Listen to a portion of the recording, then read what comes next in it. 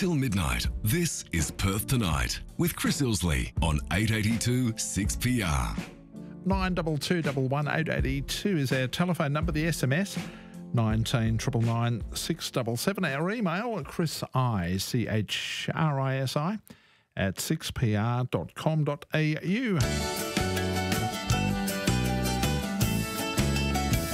Yes, he is here. Ben Aylett from Easy Wireless. Good evening. Good evening, Chris. Yeah, recognisable by his Hawaiian shirt. Yep. Yeah, not bad. Not bad. This one's all right. I've seen more Hawaiian looking than that, but not bad. It passes. Not bad. Does. Yes. Hey, mate. Yes. So much. By the way, if you'd like to have a chat to Ben, 92211882, our number. Mm-hmm. So much conversation. Yes. Now, with the issue of mobile phones, people using mobile phones in cars on non-handheld devices. Mm-hmm. Well, yeah. Is there a technical solution to this? There is a technical solution, but we still have to understand that this is a human habit, where we're all worried about what the next text that just buzzed in our hand is all about. That's a good what question are we missing as to out why. on? But yeah, exactly. Putting that aside, accepting that some people just are their own worst enemy. They are. What are some of the technical solutions to this? Well, I mean, really, it doesn't matter. Unless you're an emergency services worker, I fail to see how the next text can be so important it can't wait until you get to your destination. Yeah, I know. Well, look, the technical solution is really only as far as your phone, quite ironically. So you've got, with iOS, you've got driving mode. So it will actually shut down notifications and basically it won't disturb you while you're driving, which is actually quite intelligent. It's what we should be doing anyway. And look, if you really need to listen to your music on your iPhone, you can get a compatible head unit for your car if you don't already have a Bluetooth compatible unit, or you can get a Bluetooth transmitter. And that will allow you to play your music. If you're really lucky and you've got a car... Doesn't the car's entertainment system take care of that anyway? It does, but some people might want to listen to things that don't come on a CD or don't come on the radio, so things like podcasts, which is one of my passions. I love listening to podcasts, and I actually prefer to But don't you just operate that the same way you'd operate your regular Bluetooth system? Yeah, so it's got or your Bluetooth, Apple CarPlay or your Android Auto or something. Exactly. So Apple CarPlay, if you have a car that is compatible, so there are manufacturers out there that make sure that their head units that come with the car are compatible with Apple CarPlay. You're in luck, so you can just get your phone to connect to your CarPlay head unit and you're good to go. And it includes things like your navigation. You can even answer calls hands-free. And even though I don't recommend it, you can also dictate text messages to whoever's sending you a text message. So you can reply back and say, hey, look, I'll get back to you when I finish driving. So that's with the Apple CarPlay. Now, if you're an Android person, you're in even better luck. So not only can you get by with a Bluetooth-equipped head unit, or if it supports Android Auto, that's great. You can also download the Android Auto app on your phone, and using either a windscreen mount or a magnetic mount that clips to your dashboard or vent on your air conditioning unit, you can basically turn your phone into a navigation head unit that also allows you to play your music. And, of course, it'll ring and you can just tap one button and you can pick up a phone call. And it also uses the intelligent assistant, just like the Apple CarPlay does. So Apple CarPlay uses Siri, and of course the Android Auto system uses the Google intelligent assistant. So you can say the trigger words and say, navigate me to home, or play the next track, or call Jono, or whoever it is you want to call. Kind of makes sense, doesn't it? Just amazes me how this has become so much of an issue. Well, it is. It is a massive issue because as you're driving a vehicle that quite often weighs around about a tonne, quite often driving around about 80 kilometres an hour. But don't people kind of realise that? I mean, the whole bit about SMSing and the rest of it, you know. Look, I drive around a lot. I take it things like Apple CarPlay. Yep. I take it that they also integrate with the car's entertainment system. So if, for example, you want to play music that you've got stored, say, on iTunes through your iPhone, you've got Apple CarPlay. Yep. You just use the car's entertainment system to fire up your iTunes. That's right. Which makes sense. Yeah, and it's perfectly legal and it works seamlessly through your car head unit. And it's designed to work that way. It's designed to work with the product you've got, et cetera, et cetera, et cetera. That's right, and it works. And it just infuriates me because, I mean, just today I counted about 4 or 5 people on my drive from northern suburbs to, say, like around the city, and they were all either driving while texting or they were pulled up at lights and still messing with the phones, which, by the way, is still illegal. Oh, yeah. It just drives me insane. But I just fail to see what's so damned... This is what does my head in. I just can't see what's so damned important it can't wait. Yeah. Yeah. I challenge anyone at any time to tell me what they're texting immediately at that point that is so important it can't wait. Yeah.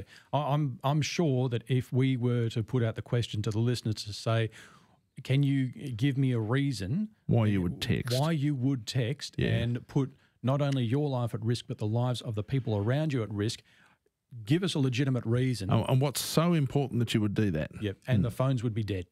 Of course. No one could come up with a reason. Yeah, absolutely. No one can justify sending a text or reading your phone while you're driving. What just amazes why people choose to do it. Yeah. And you out there listening on the car radio right now. It's like playing Russian roulette. Exactly, yeah. And you out there on playing with your phone, stop it. Just stop it. But really, why should we have to do that? You know, at some point, somebody ought to be told, well, listen, you obviously don't have any brains. Give us back your licence. Yeah, I know. Because you don't have enough brains to drive a car. Mm-hmm. G'day, Eddie. Yeah, g'day, Chris and Ben. G'day, Eddie. Yeah, my question is, for 16, 18 years, I had a Nokia 6310 with a hands-free kit in the car. Mm-hmm. So you talk on the phone, you put it into the hands-free kit, and you just can drive off and finish your conversation. Mm-hmm. Now, the G2 network's finished, and I had to get another mobile phone. Right. And I got a hands-free kit put in the car. Right. But now sometimes it takes between a minute to 5 minutes before it somehow connects. All right. Is there anything better than that? Is this hands-free kit a Bluetooth hands-free kit? Yeah, Bluetooth hands-free kit, yeah. Yeah. Now, Bluetooth does take a little bit of time to sync up sometimes.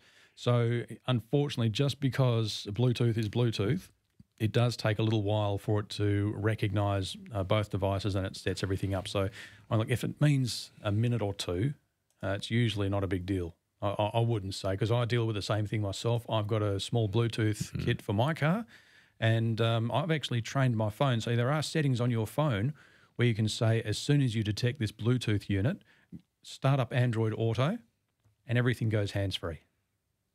Yeah, because as I said, you sort of had to sit there and wait until it connects up. Mm-hmm. And anything from 1 minute to sometimes 5 minutes. 5 minutes. Yeah. I mean, it's modern technology. It shouldn't be any better than the old technology that was there 20 years ago. Well, yeah, you'd expect so, but sometimes they try to do things a little better, and sometimes it works out. It's not quite as good. If you're having trouble with it connecting, what I suggest you do is that you you go to your phone, go to your Bluetooth settings, and you remove the Bluetooth hands-free kit from your phone, and then you resync it. So you reconnect it, and sometimes that fixes the problem. No worries. All right. Best of luck, Eddie.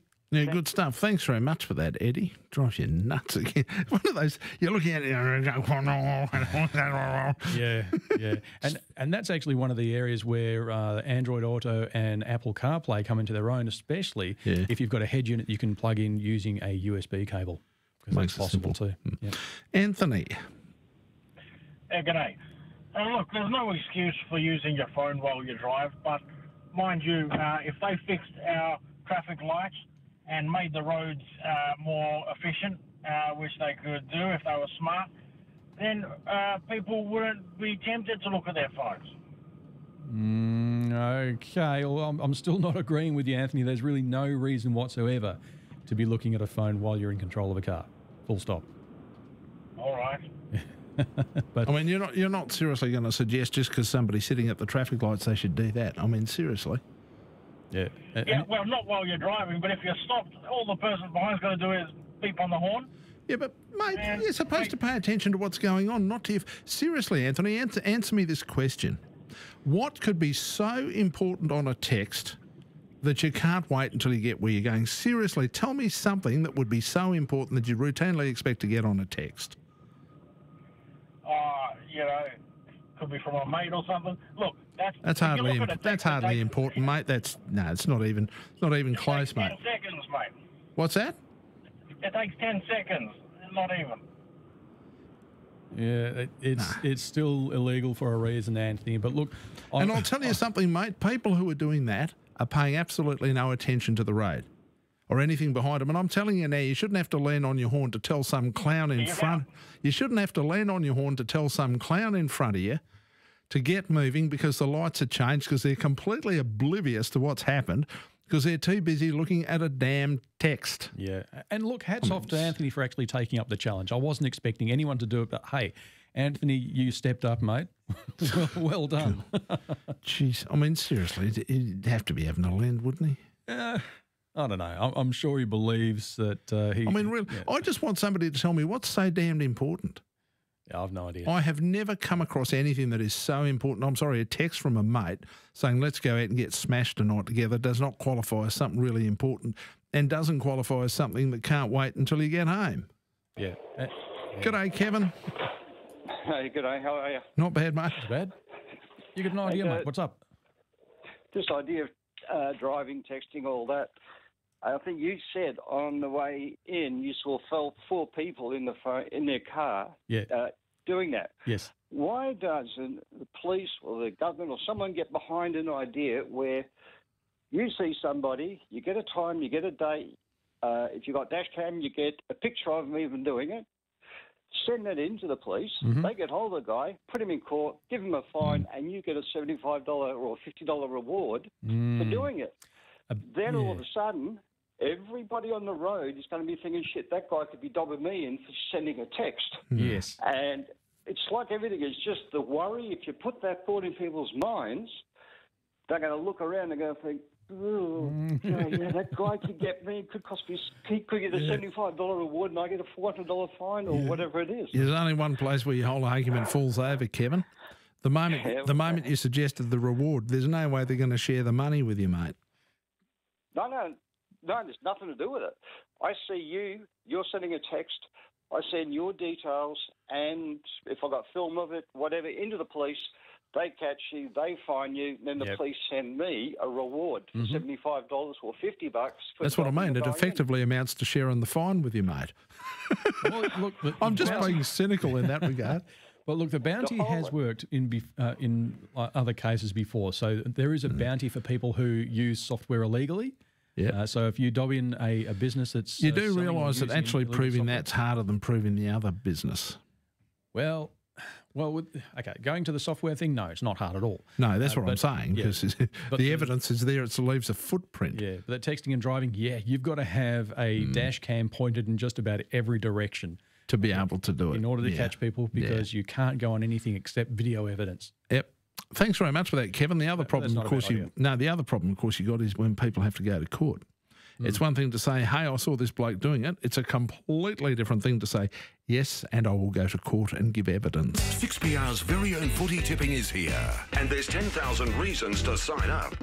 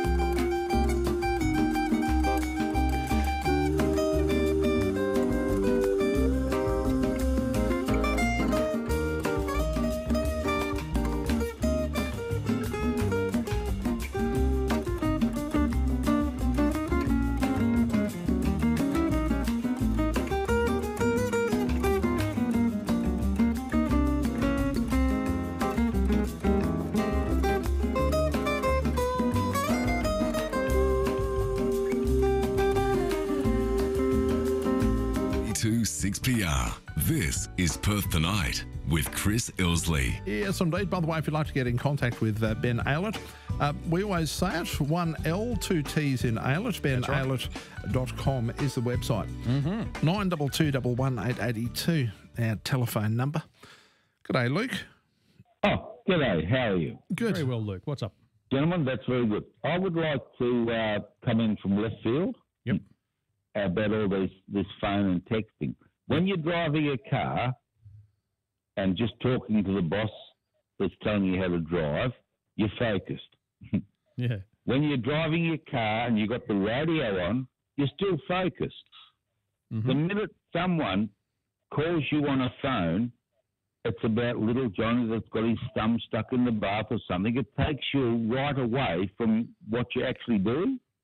Yeah. Yeah, it distracts you a bit. Although I guess the difference is if you've got a hands-free set, even with hands-free, what I'm saying is it takes your mind away from what you're really doing. Yeah, that's true. That is true. That's my argument. That's all I wanted to say, and that's what I'm saying. So it doesn't matter hands-free or not. I've had a truck. I've done all sorts of different jobs. But I do know that sometimes when you have a conversation on the phone, it takes you away from what you're actually doing at the time. Yeah. You've got a point, Luke. Yeah, I do agree. I understand the point, even though you can argue that at least if you've got hands-free, you're still able to look around. The problem is, especially if you're texting, your focus is taken completely away from the road. Absolutely. But actually, I've got to say, Luke's got a point. He does. Even when you're on the phone, and if you're talking to someone in the car, at least you're in the moment. You're still driving. Everyone knows you're still driving, and it's fine. But if you're talking to someone on the phone, it is taking you out of that moment, and so you're not actually mindful of what's going on around you as much as you would be in another situation. Rodney. Hi, Chris. How are you? Good, mate. Ben's here listening. Go for it. Calling in regards to the use of mobile telephones within a car, and not just texting, but just using mobile telephones. Yep. I noticed in overseas countries like Malaysia, which I've been quite frequently to, they actually have timed red light. And within that timed red light, you can actually use your phone within that period of time in which you actually have to wait at the light. I can't see why we can't actually put that type of system in Perth. Can I just ask this question, Rodney? What's so damned important that we have to use a blasted phone? Imagine if you have to actually make a telephone call, which is quite urgent, and you're actually driving. Well, then you'd pull over. Yeah, that's right. Mate, seriously, what is going to be for the... pulled over, Chris. Rodney, no, you're not. You're still on the road. Even if you're stopped at the lights, you're still on the road. Yes, but if you know exactly how much time you've got to actually wait before it turns green, and you know exactly how much time you've got, then you should be able to use your phone because you're in a stationary position. Well, let me tell you something, Rodney. I'd take money with you. I'll tell you exactly what would happen. People would start to focus on what they were doing on their phones, and regardless of the amount of time being displayed, by the time the lights turn green, they'd still be sitting there with their head buried in their phone. So how does it work in Malaysia then? I have no idea. There's lots of other things. I'll tell you what, I wouldn't like to drive like they drive in Malaysia. I'll give you the big tip. Yeah. Well, and look at it this way. Perth drivers, we can't even merge. What hope have we got when we're messing with the phone? We can't go down, note I say down an on-ramp and be at speed by the time we enter the freeway, mate, and you think that a system like that's going to work? Rodney, you have a lot more faith than I, son, and for that I congratulate you. Good on you, mate. Because you got far more faith than I have. Hello, Brad. G'day, Chris. How you going? Good, mate. Mate, I suppose just ringing in. I'm driving home from the city down to Circuit Harbour, and I'm just thinking whether the focus is too much about mobile phones just in cars and whether it needs to be looked at from a society point of view, and the parents need to be teaching their kids younger that they don't need to be so reliant on their phones. Oh, absolutely. That's another good point as well. So our reliance on mobile phones in some cases is quite extreme, and we're probably going to have a hard look at ourselves for that, and I've got to admit, me included. But often to the point that I suppose it gets like an addictive habit, and so they'll touch their phone because it's there out of habit. Yep. And you know, you go to the checkouts at the shops and you see people answering their phones at the checkout, or they're lining up in a queue and they're texting, or they're sitting at a restaurant and everyone's always got their phone on them, and it's sort of like when it's not in their possession, they don't feel right. I've got my hand up here, Brad. This is one of those times you talk about people using their phones at checkouts. You know the bloke who says something to somebody who's doing that? You're talking to him. Yeah. Mate, I have said to people, do you want to put that phone down and let this person finish serving you, or would you like to step back and finish your obviously very important conversation so the rest of us who don't have time to stand here while you conduct your social life can actually get through and enjoy one ourselves? Yeah, it's frustrating, isn't it? Oh, it's just pig ignorant and rude. That's what it is. It's pig ignorant and rude. And I just wonder if the car is just an extension of that behaviour. That we're all just so used to our phones. It's just a learned habit now. Yeah, I think cars actually make us worse. Yeah, maybe. Maybe. Thanks very much for that, Brad. But Sarah, you know the one thing we should really teach people? What's that? If you've got children or grandchildren, one thing you should teach them, just because a phone rings, whether we're talking about an SMS or whether we're just talking about a phone rings, doesn't mean you have to answer it. It's almost a Pavlovian response, isn't it? It is. Ring grab. Let's have a chat to Jackie, who's actually got a technical problem okay. in her I home. do. Hello, Jackie. Hi, Jackie. I don't have a technical problem. I have an age problem. Never a problem. Just call it experience. I have a smart telly, but it doesn't automatically connect to the internet. I've got a ploddle or a dongle or whatever you call it. Yeah. Okay. A plug-in thing. Yeah. And I have Foxtel, so I ring to organise a movie the other day. Yeah. And they said, well, if your telly's not connected to the internet, you can't order a movie. All right. So you're using the Foxtel Now streaming service, is that right? I don't know. Okay. I'm sorry to sound so ignorant. No, that's fine. My question is there someone that I could get to come to my house and show me what I have to do with this? Yeah, If there was Ben. a technical guy. Ben. This fella you're talking to now, Jackie. Someone who knows about he's technology. the one I reckon. He's the one I reckon you should have a chat to. He can sort all that stuff out for you. Yeah, absolutely. Give us a call tomorrow, and I'll be happy to organise something for you. Okay, can you please tell me the name of your company? The name of the business is Easy Wireless. That is EZI Wireless, and my phone number is 0419 965 196. Thank you so much. I'll give you a call tomorrow. I look forward to it, Good Jackie. on you, Jackie. It's strange that may seem once you know how to do that, it's not that hard to set all that stuff up. But until you know, drive you insane. Hello, Joanne. Oh, hi, Chris, and your guest. Ben. I didn't catch his name. Hi, Joanne. It's Ben. Oh, hi, Ben. Chris, just very quickly, a couple of things. The mobile phone. I've just tuned in when I think the gentleman, was it Rod or Ray?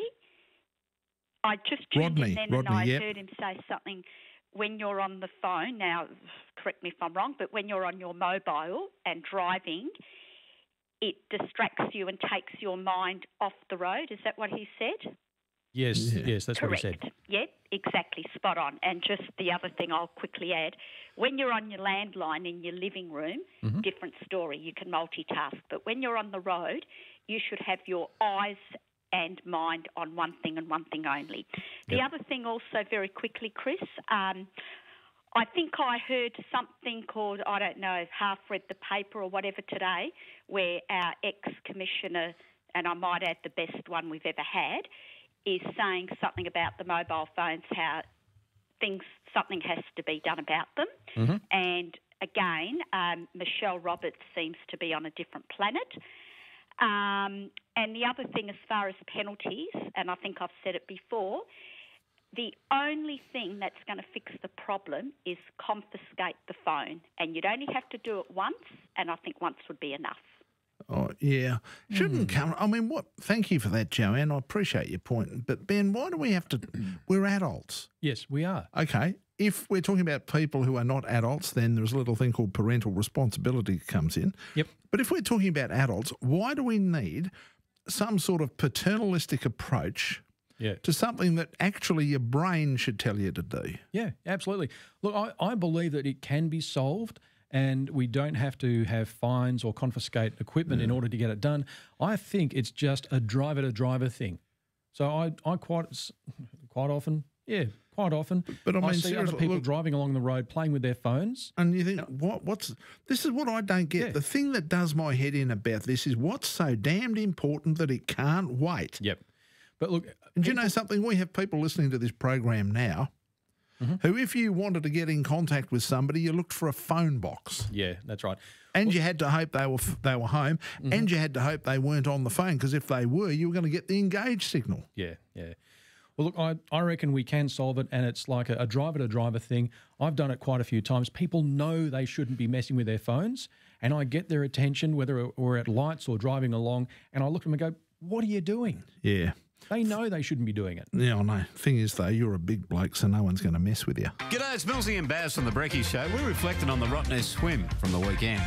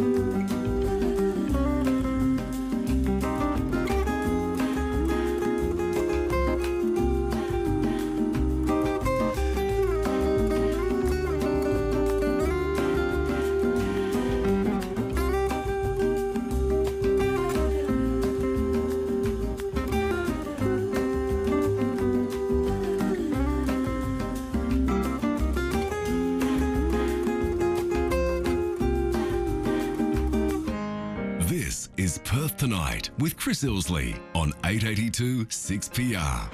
Yes, indeed, Ben Ayllett's here from Easy Wireless. His website, by the way, is benaylett.com. 1 L, 2 T's in Aylett. That's right. benaylett.com. benaylett.com. G'day, Paul. Oh, hello, Chris. Hello, Ben. G'day, Paul. I just wanted to add my 2 cents worth to this mobile phone debate. All right. Sorry to be boring, but I'm a truckie. Yes. And I've just followed a Hyundai i30 down Roe Highway, and the speed was varying from 85 k's to 100 k's, and it was wandering about.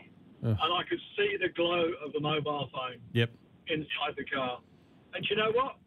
It was a P-plater. Yeah. Oh, yeah. Yeah. And there's no chance they're listening to us right now, so we can't say stop it. I just don't get it. $5,000, and if it's a P plate, take the license away. End of story. Just $5,000. Yeah. And take the licence away. Yeah, although the next thing is, if you take the licence away, the next thing that'll happen is they'll be in court arguing for an extraordinary licence. Well, then it gets ramped up. It gets double or nothing. You do it again, you're an extraordinary, you're disqualified for life. Yep. End of story. Yep, fair enough. Thanks very much for that, Paul. It is, I just don't get it with people. No. You know, and you know, part of the problem, and you would appreciate this being a man of technology, one of the things many people have not done, and I think, look, to a certain extent, largely it's been because preceding generations have not understood technology in the way that current generations do. Yep. And certainly if you're a grandparent or a great-grandparent, you probably feel like we're talking an alien language. Yeah. But the problem is, unlike just about everything else, it's not something that those who are older have traditionally passed on and mentored those who are younger to use. But also there was never any etiquette in place for it. You know, everything down to the way that you sit down at the table and eat your dinner. That's something that's passed down from generation to generation. You know, the whole line about don't chew with your mouth open and, you know, your knife, put your knife and fork down, all that sort of stuff. Yep. That was taught. Yes. None of this stuff has been taught. And that's part of the problem. It's just kind of evolved. It's almost like a lawless situation. Now we end up in this circumstance. Yep. Got a question. Paul wanted to ask this one. What's that? He said, can you put the following question to Ben? All right. I currently don't have a phone to call in because I'm in the process of transitioning from landline to NBN and VoIP. Okay. 2 weeks ago, I was connected to the NBN with iiNet.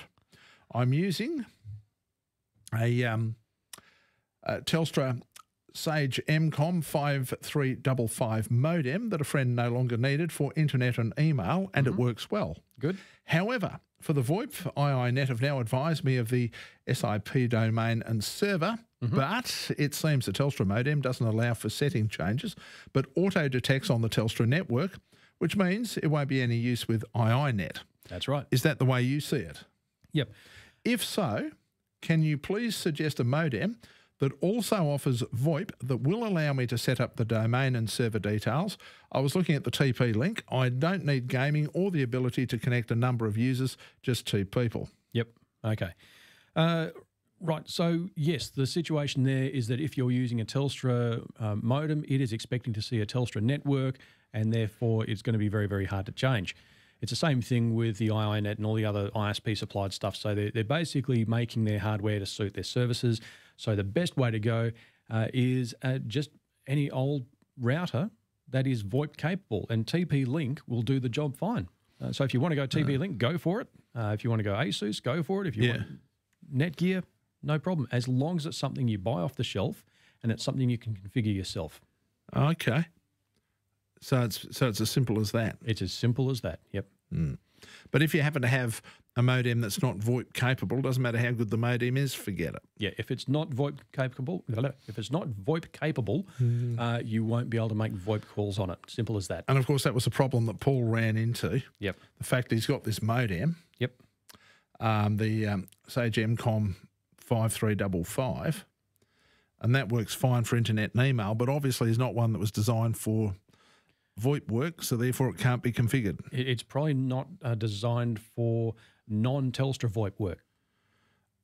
It might be a VoIP modem, but... So therefore, it would only work if Paul was connected to Telstra, but we know he's not because he's already said he's with iiNet. There you go. Yes.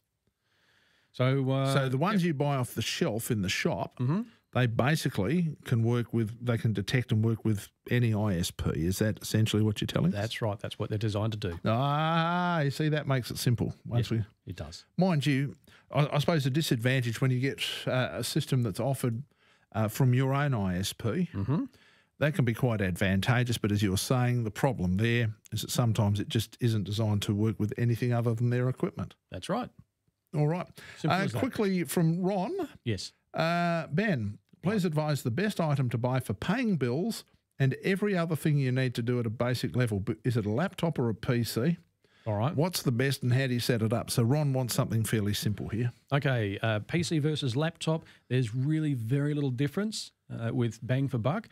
For about the same amount of money that you'd spend on a desktop PC, you can get a laptop. So that makes it portable. It's got a battery. And it's got the screen and everything included. So I recommend people go for laptops. Yeah. And how do you set it up? Well, just like any other computer. It tells you, it actually takes you step by step. through It's that. simple. All right, thank you very much for that. No worries. Thank you. BenAylett.com, 1L, 2 T's in Aylett is the website, BenAylett.com. Just a couple of things just as we finish up. Phones in cars, only time I use my phone, hands-free, Bluetooth for calls only. Text messages aren't read until I reach my destination. Makes a lot of sense. Thank you for that, Brendan. Also, come on, Anthony, what's wrong with you? Yeah, fair enough. And this is beyond a joke. Oh, my God, Rodney, wake up. Once again, Ben, thank you very much. Thank you.